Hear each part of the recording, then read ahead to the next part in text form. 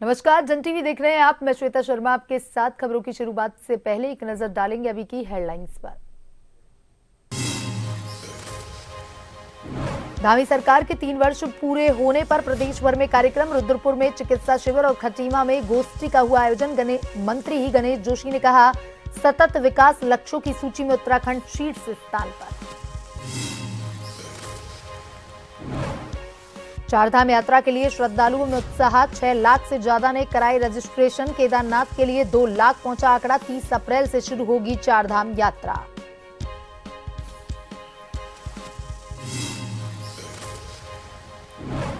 हरिद्वार में शिवालिक नगर पालिका की बोर्ड बैठक पर विवाद। सभासद ने पालिका अध्यक्ष पर लगाए गंभीर आरोप। अधिशासी अधिकारी ने कहा, जल्द ही बैठक की जाएगी आहूत।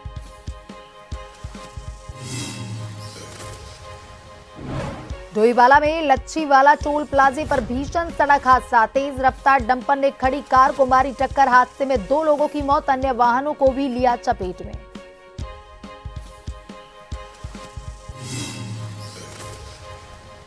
नैनीताल में जिम कॉर्बेट राष्ट्रीय उद्यान में बचाव केंद्र का विस्तार। ज्यादा संख्या में हो सकेगा घायल जानवरों का इलाज। वन्यजीव प्रेमी और जानकारों ने किया स्वागत।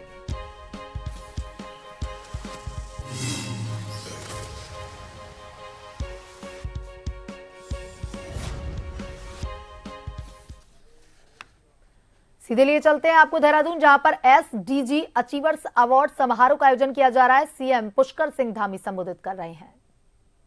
विभिन्न क्षेत्रों में काम करने वाले हमारे स्वयं सहायता समूह, एसडीजी इंडेक्स में, एसडीजी में अपना योगदान देने वाले और पुरस्कृत होने वाले सभी उपस्थित भाइयों एवं बहनों, हमारे पलायन विभाग के सीओ श्री मनोज पंत जी, उनकी पूरी टीम, मैं और कारपोरेट के हमारे प्रतिनिधि जो लगातार सीएसआर के माध्यम से हमारे राज्य की विकास योजनाओं में भी अपना योगदान देते हैं और एसडीजी में भी अपना योगदान देते हैं।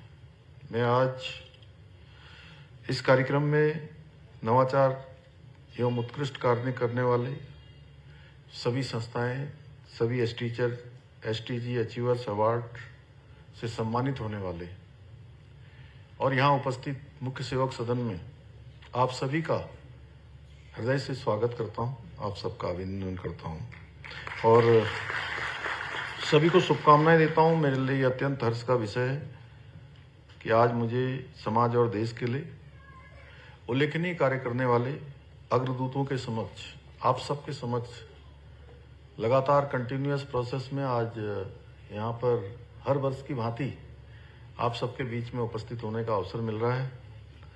समाज जीवन में अपना योगदान देने वाले सच में आप जैसे सभी महानुभावों से मिलकर हमेशा एक नई ऊर्जा का, नए उत्साह का संचार होता है।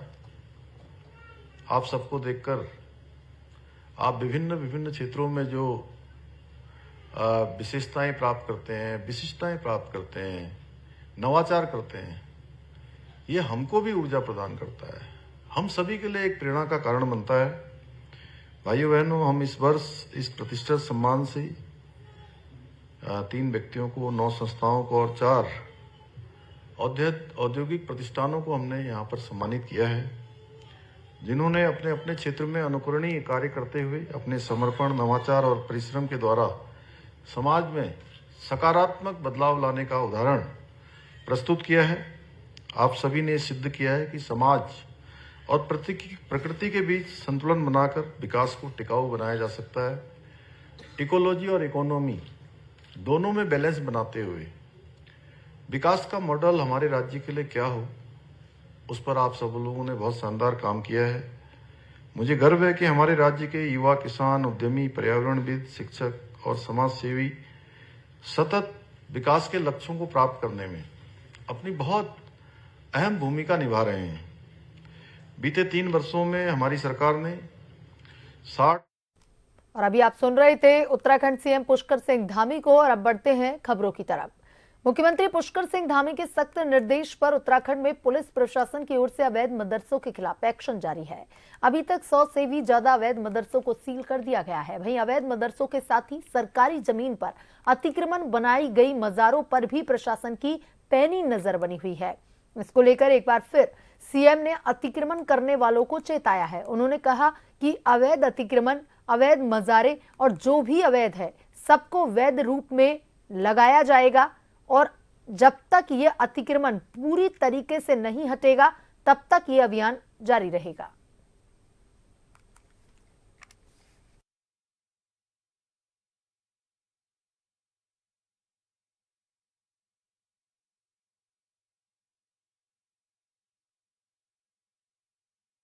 कि मैंने कहा कि अवैध अतिक्रमण, अवैध मजारे, अवैध जो भी हैं, जो इलीगल है, सबको लीगल रूप में लाया जाएगा। और जब तक ये अतिक्रमण पूरी तरह से इंक्रोचमेंट नहीं हटाया जाएगा, नहीं हटेगा, तब तक ये अभियान जारी रहेगा। और ये काम केवल शुरू करने के लिए नहीं है, ये काम बिल्कुल पूरी तरह से साफ सफाई करने के लिए।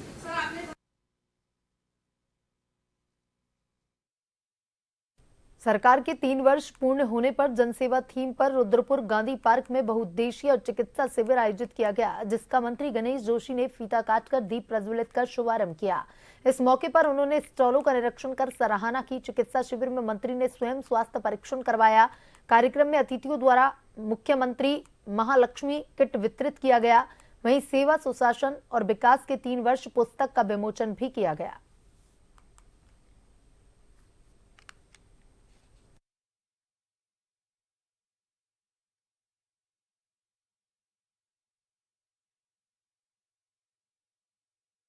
पुष्कर सिंह धामी जी की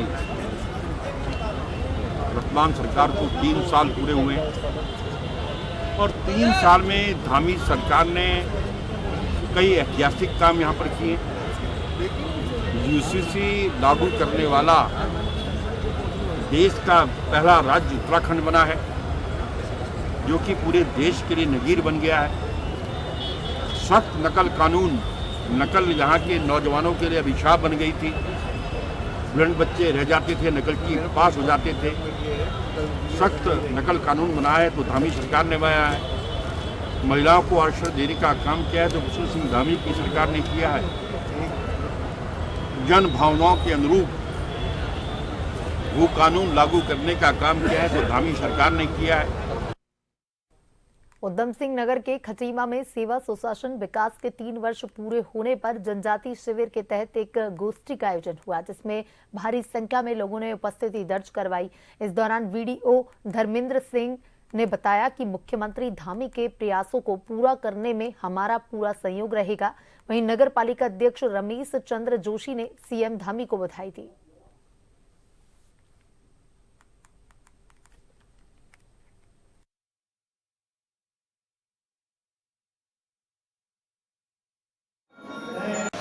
दूसरे कार्यकाल में 3 वर्ष पूरे हुए हैं। ये बेहद बेमिसाल रहे हैं और सेवा, सुशासन का जो उनका सपना था विकास का, वो पूरा हुआ है और आगे भी अनवरत जारी रहेगा। और इस क्षेत्र का भी विकास हो रहा है और पूरे प्रदेश का विकास हो रहा है और देश का भी विकास हो रहा है। और हमारे स्थानीय लोग इस पर पूरा अपनी भागीदारी निश्चित कर रहे हैं और ये प्रदेश माननीय मुख्यमंत्री जी के विकास के कार्यों से बहुत तीव्र गति से आगे बढ़ रहा है। तो आज इस अवसर पर एक जनजाति शिविर का आयोजन भी विकासखंड में सेवा दिवस के रूप में मनाया गया और यहाँ पर भारी संख्या में विभिन्न क्षेत्रों के, ग्रामीण क्षेत्रों की हमारी जनता उपस्थित थी और हम माननीय मुख्यमंत्री जी के नेतृत्व में सशक्त और आत्मनिर्भर उत्तराखंड के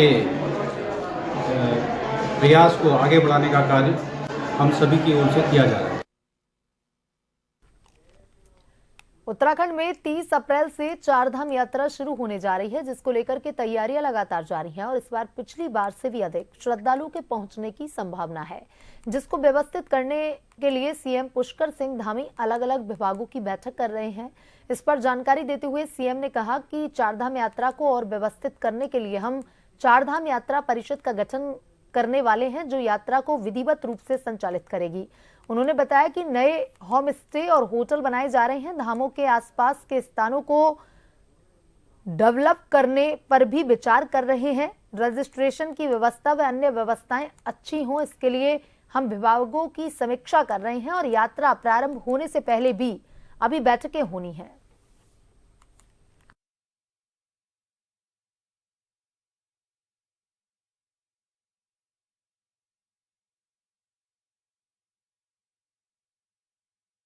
जब यात्रा का शुभारंभ होता है वो एक हमारा बहुत पीक आवर्स होता है। 1-1.5 महीने का जो समय है उस कालखंड में आसपास के क्षेत्रों में भी जो देव स्थानों के आसपास के धामों के आसपास के स्थान हैं उनको हम डेवलप करने पर भी विचार कर रहे हैं। रजिस्ट्रेशन की व्यवस्था और अच्छी हो, यात्रा का और अच्छी व्यवस्थित तरीके से यात्रा हो, उन सभी पर विचार करके प्रत्येक विभाग वाइज हम लोग लगातार उसकी समीक्षा कर रहे हैं। अभी यात्रा प्रारंभ होने से पहले अभी और भी हमारी बैठकें होंगी, जिसका क्रम लगातार अनुरूप रूप से जारी रहेगा।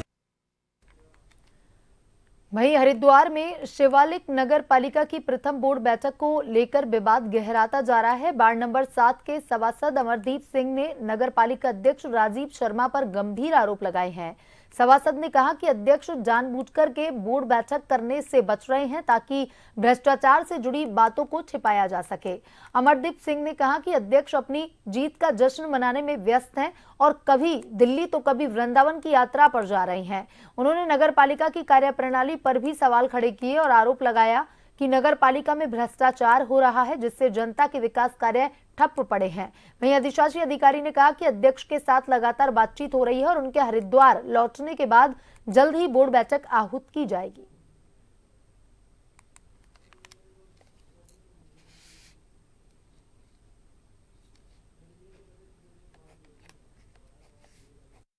जब देश की संसद लाइव चलती है, वो क्यों चलती है? क्योंकि यहाँ जो चुने हुए सांसद हैं, है ना, वो वहां आपके प्रश्न उठा रहे हैं कि नहीं उठा रहे।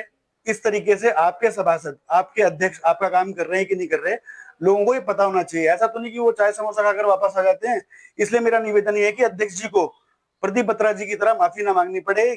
ये जो बोर्ड बैठक है ये खुले में कैमरे के सामने, मीडिया के सामने होनी चाहिए ताकि लोगों को पता चले सच क्या हो रहा है। इसमें 7 फरवरी को हमारी पहली बोर्ड की बैठक हुई थी, उसमें वो औपचारिक बैठक हुई थी। इस संबंध में माननीय अध्यक्ष जी से मेरी लगातार बात चल रही है, तो संभवतः मार्च एंड में बोर्ड की बैठक के लिए उन्होंने बोला है। क्योंकि बोर्ड की बैठक बुलाने का अधिकार क्षेत्र माननीय अध्यक्ष महोदय का है, तो उन्होंने मार्च लास्ट में बैठक करने का मुझे बताया गया है।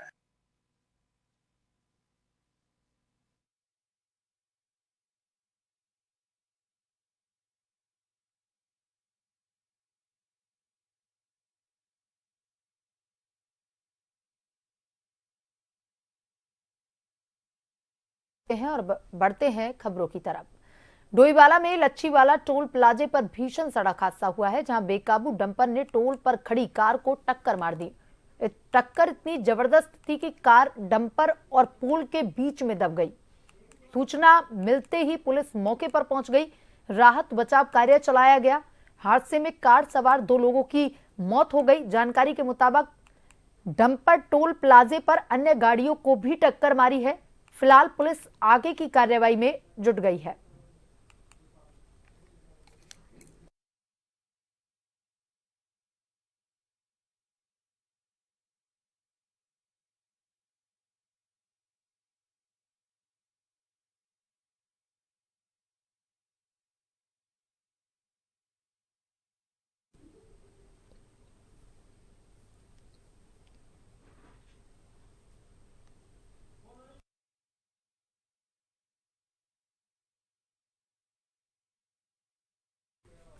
और इसी खबर पर ज्यादा जानकारी के साथ हमारे संवाददाता आशीष फोन लाइन पर जुड़ चुके हैं। आशीष, डोईवाला में टोल प्लाजे पर भीषण सड़क हादसा हुआ है, बेकाबू डंपर ने कार को टक्कर मारी है, 2 लोगों की मौत की सूचना भी सामने आ रही है।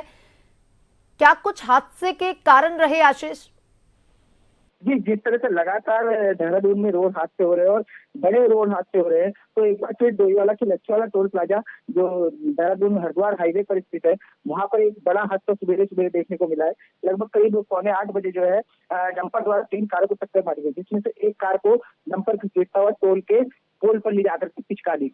हादसा इतना जबरदस्त था कि कार में 2 लोग जो सवार थे, दो दोनों कार के अंदर तुरंत मौके पर उनकी मौत हो गई और एसडीआरएफ और स्थानीय पुलिस द्वारा लगातार 2.5 घंटे की रेस्क्यू के बाद उनके शवों को बाहर निकाला गया है। जी जी आशीष, तमाम जानकारी के लिए धन्यवाद।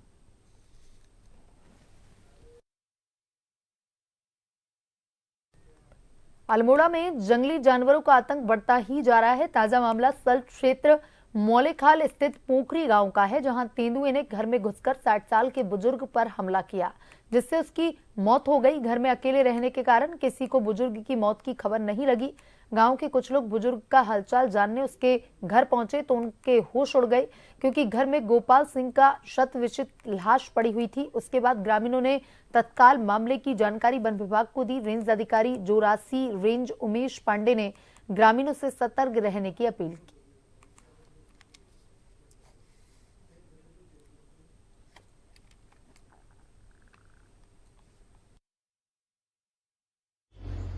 ये पहली घटना नहीं है। हम पिछली बार भी कह चुके थे कि बाघ का विधानसभा सल्ट में बहुत आतंक मचा हुआ है और विभाग को और सरकार को देखना चाहिए। और सरकार और विभाग इस पर सोया बैठा है। आम जनता अपने घर से बाहर आने को मजबूर है, भय है, और जानवरों के लिए घास लाने के लिए भय है। हरिद्वार में साइबर ठगों ने इस बार सीधे एसएसपी प्रेमेंद्र सिंह डोवाल को चुनौती दे दी है। ठग ने फर्जी फेसबुक आईडी बनाकर के उनकी असली फोटो का इस्तेमाल किया और ठगी की कोशिश की। रविवार शाम को कई लोगों को इस फर्जी आईडी से फ्रेंड रिक्वेस्ट भेजी गई। यही नहीं, लोगों को मैसेज कर बताया गया कि एसएसपी डोभाल का तबादला हो गया है और वे अपना सामान सस्ते दामों पर बेचना चाहते हैं। मामले की जानकारी मिलते ही एसएसपी प्रेमेंद्र सिंह डोभाल ने साइबर सेल को जांच के निर्देश दिए। वहीं सिडकुल थाने में अज्ञात के खिलाफ मुकदमा दर्ज कर लिया गया है। साइबर सेल अब फर्जी आईडी बनाने वाले ठग की तलाश में जुट गई है। पुलिस यह भी जांच कर रही है कि आखिर ठग ने किस मकसद से एसएसपी की पहचान का दुरुपयोग करने की कोशिश की। हरिद्वार पुलिस ने लोगों से अपील की है कि सोशल मीडिया पर किसी भी संदिग्ध मैसेज या फ्रेंड रिक्वेस्ट से सावधान रहें और ऐसे मामलों की तुरंत सूचना पुलिस को दें।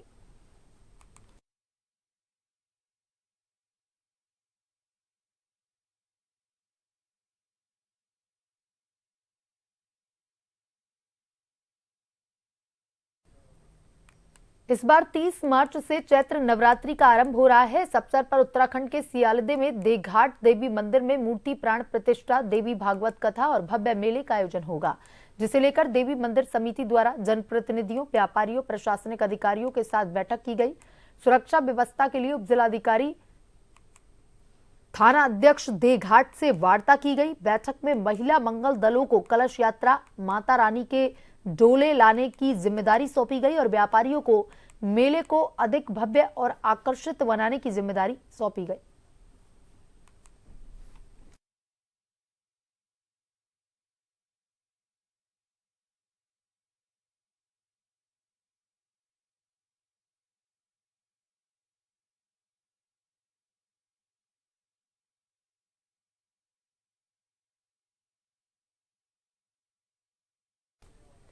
वहीं उत्तराखंड में मशहूर जिम कॉर्बेट राष्ट्रीय उद्यान के ठेला बचाव केंद्र में 32 बाघ, 48 तेंदुए रखने की व्यवस्था होने जा रही है। केंद्र का विस्तार वन्यजीव संरक्षण की दिशा में महत्वपूर्ण कदम माना जा रहा है। अभी तक केंद्र में 10 बाघ, 10 तेंदुए ही रखे जा सकते थे। पूरी तरह केंद्र का विस्तार होने के बाद यहां न सिर्फ बाघों और तेंदुओं बल्कि हाथी, हिरणों और तरह तरह की घायल चिड़ियाओं का इलाज भी मुमकिन हो सकेगा। वन्यजीव प्रेमी और जानकारों ने बचाव केंद्र के विस्तार की योजना को मंजूरी मिलने का स्वागत किया।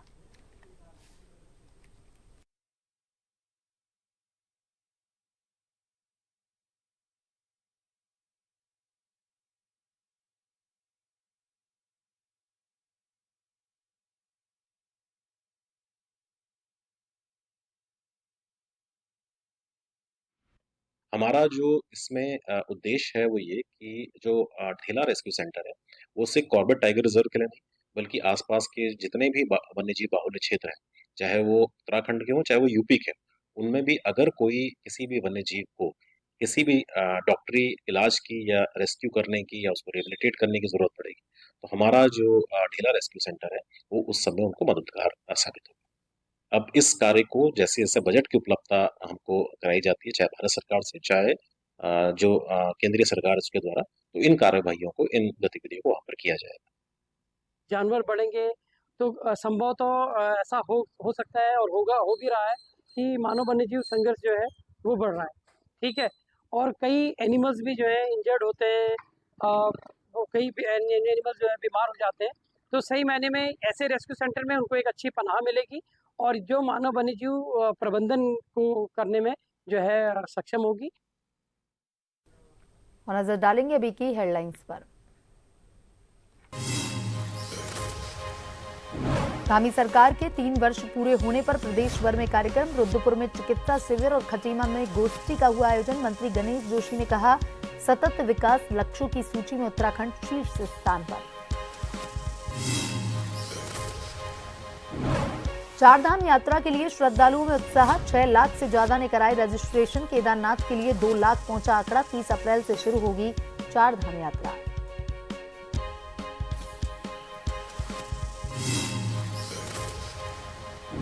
हरिद्वार में शिवालिक नगर पालिका की बोर्ड बैठक पर विवाद, सभासद ने पालिका अध्यक्ष पर लगाए गंभीर आरोप। अधिशासी अधिकारी ने कहा, जल्द ही बैठक की जाएगी आहूत।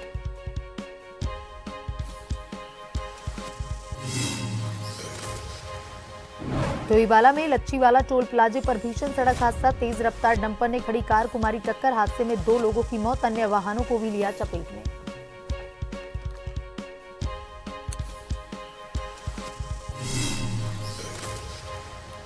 नैनीताल के जिम कॉर्बेट राष्ट्रीय उद्यान में बचाव केंद्र का विस्तार, ज्यादा संख्या में हो सकेगा घायल जानवरों का इलाज। वन्यजीव प्रेमी और जानकारों ने किया स्वागत।